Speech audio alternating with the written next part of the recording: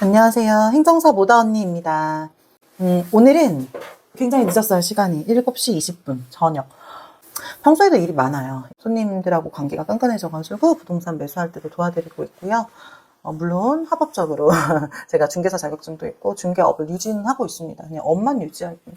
사실 주가 행정사업이어서 대부분 제가 중개사인지는 모르세요. 저는 진짜 전문가는 한 분야의 전문가가 좀 그래도 전문가라고 생각을 하고 있거든요. 이것도 잘하고 저것도 잘하고 저것도 잘하는 건 좀 전문가라고 좀 느껴지지 않아서, 그래서 저는 행정사가 제 주업이고, 이제 그 외의 것은 중개사업은 이렇게 정말 저를 믿고 온전히 저를 신뢰해서 정말 내 도움이 필요하다 하는 고객들은 해드리고 있습니다. 그리고 그렇게 해서 집을 보고 또 와서 남부출입국에서 비자 신청해놓고 외국인 등록 사실증명 내부 발급하고 D8 투자자분 직원 좀 관리할 게 있어서 그 부분 회사 잠깐 방문해서 처리하고, 그리고 남부출입국 사무소에서 F2 자격 변경 신청하는 것도 해놓고 그리고 와서 사무실에 상담 좀 하고 이렇게 업무가 지금 됐거든요. 뭐 이메일도 쓰고. 잠깐 맛보기로 어쨌든 짧게 들려드렸는데 어떠세요? 행정사 있는 분들. 저는 간혹 행정사 무슨 자격증이야? 라는 뭐 인터넷 글들도 뭐 예전에 봤었고요. 행정사 뭐 한 달에 뭐 돈 좀 버나? 뭐 이런 글들도 많이 봤는데, 실제로 업을 하고 나서는 그런 생각을 할 여유가 없이 굉장히 바쁩니다. 할 일이 너무 많아요. 할 수 있는 일이 많고요. 행정사업의 장점은 처음에는 일이 적을 수는 있는데 손님이랑 한번 관계를 맺으면 내 손님이 되고 나면은 무조건 제 손님은 저한테만 오는 경향이 있습니다. 그래서 손님이 늘어나면 늘어났지 줄어들거나 없지는 않습니다. 그러니까 해가 거듭하면 거듭할수록 더 이제 많아질 수밖에 없다고 생각해요. 어떤 업이든 뭐 안 되는 사람은 또 안 되고 잘 되는 사람은 잘 되잖아요. 여기도 그래요. 여기도 그래서 실제로 시험 공부하시는 분들 너무 하고 나서 어떻게 하지 고민을 접어두셔도 될 것 같아요. 너무 바쁘기 때문에. 제가 이렇게 바쁘게 일을 하는 이유는 저는 그렇게 생각하거든요. 제가 시험 공부할 때 목표 자체를 50등 안에 들겠다는 좀 높은 목표로 공부를 했어요. 이 이유가 실제로 50등 안으로 들고 싶어서가 아니라 나태해지지 않기 위해서 일부러 가이드라인을 되게 높게 잡았어요. 커트라인을 250명, 300명, 평균 60점 이렇게 잡은 게 아니라 상위권에 난 꼭 들어갈 거야. 나는 50등 안에 들기 위해서는 무조건 열심히 해야 해. 이런 생각으로 했습니다. 했고, 제가 공부하면서 제일 궁금했던 게 뭐냐면은 다른 사람들은 과연 본인이 공부하는 거에 만족할까? 그리고 본인이 잘 하고 있다고 생각할까? 이게 너무 궁금하더라고요. 다른 사람들은 모르겠지만 제 의견을 얘기를 해드리자면, 저는 한 번도 그 시험 기간 내내 단 한 번도 제 공부에 만족을 한 적이 없었어요. 불안하면 불안했고 힘들었으면 힘들었지 한 번도 만족스럽다고 여기면서 공부를 한 적은 없는 것 같아요. 저는 공부를 할 때 그거는 있어요.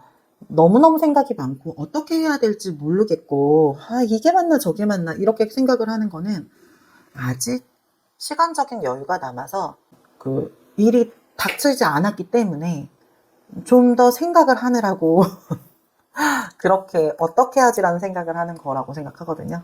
그러니까 정말 급한 사람은 무작정하거든요. 앞뒤 안 보고 그냥 냅다 어떻게든 다 시도를 하는 부분이 있어요. 그래서 내가 고민하면서 어떻게 하지 계속 계획만 세운다면 사실 지금 여유가 있다고 착각하는 건 아닌지 돌아보셔야 될 것 같아요.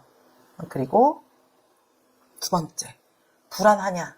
엄청 불안해요. 그러면 그 불안을 해소하는 방법이 여러 가지가 있는데, 한 명은 온라인을 계속 찾아서 검색을 하는 분들이 계세요. 카페라던가 단톡방 같은 데 모여가지고 야 너는 잘하고 있냐 뭐 이런 분들이 계신데, 그런 거는 안 하시는 게 좋아요. 불안을 해소하는 가장 좋은 방법은 내 눈앞에 있는 그 과정을 하나라도 끝내는 것입니다. 단톡방 이런 걸로 소통하지 마시고요. 그래서 저는 오프라인 강의가 나쁘다고 말하는 건 아닌데 그런 이동 시간도 굉장히 아깝다고 생각을 했어요. 어차피 목적은 내가 다 중요한 정보를 찾고 외워서 현출해서 합격하는 건데, 그 합격이 목표가 아니라 내가 잘했다는 거를 나 스스로 증명해내기 위해서 일부러 힘든 과정을 거친다면 그건 좀 무의미하다고 생각하거든요. 무슨 얘기냐면은 굉장히 뭐 먼 거리의 학원을 난 빠짐없이 다녔어, 이런 거는 중요하지 않아요. 그렇게 해서 떨어지면 의미가 없는 거죠. 그죠? 네. 그래서 저는 그렇게 하기보다는 정말 그 화장실에서도 공부한다는 생각으로 공부를 했습니다. 네. 그래서 불안하거나 할 때 이거를 해소하는 방법이 정말 그냥 공부. 나 스스로 정해놓은 목표에 계속 공부하는 것, 그걸로 해소를 해야 되는 거고, 내가 어떻게든 다른 방향으로 내가 잘하고 있다는 거를 증명해내기 위한 착각을 하지 않으셨으면 좋겠다는 게 두 번째 시험 공부하시는 분들에게 전달해드리고 싶은 말이에요. 세 번째는 저는 공부할 때 열품타라는 걸 썼거든요.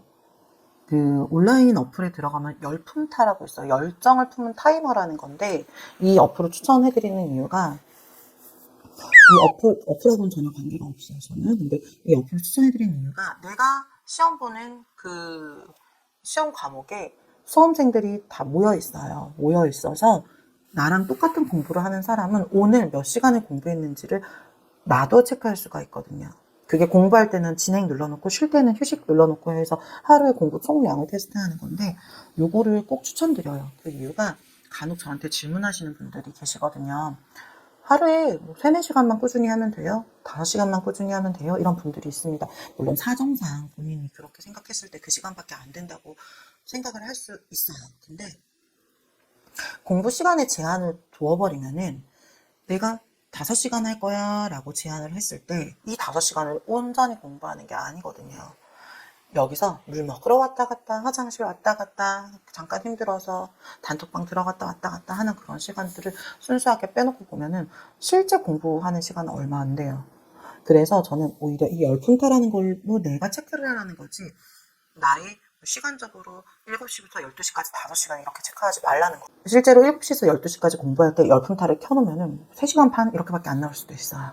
그리고 이 열품타를 활용하라는 이유가, 내가 정말 있는 시간 없는 시간 쪼개서 공부하게 돼요. 조금이라도 앉아있으려고 굉장히 노력하게 되고요. 조금이라도 일 공부 시간, 주 공부 시간, 월 공부 시간을 늘리려고 굉장히 시간을 빼게 됩니다. 그러니까 시간을 좀 더 공부하기에 효율적으로 사용하게 되더라고요. 실제로 저도 열품타를 쓰고 나서 화장실 가는 시간까지 공부하게 된 것 같아요. 이 1년이라는 시간이 목적은 합격이잖아요. 그쵸? 물론 뭐 결과보단 과정이 중요하다 뭐 이런 말도 있겠지만, 시험은 절대적으로 결과가 중요하거든요. 내가 백날 공부해봤자 합격하지 않으면 나는 다음 해 그 공부를 또 해야 되는 상황이 펼쳐지는 거예요.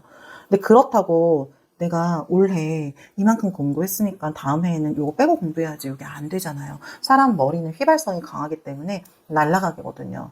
나는 어쨌든 다시 처음부터 다 공부해야 되는 사람이 되는 거예요. 그래서 주어진 시간에 열심히 하시기를 꼭 바랍니다. 그 공부가 길어지면 힘들어요. 그래서 시간에 제한을 두지 말고 공부를 꼭 하시기 바랍니다.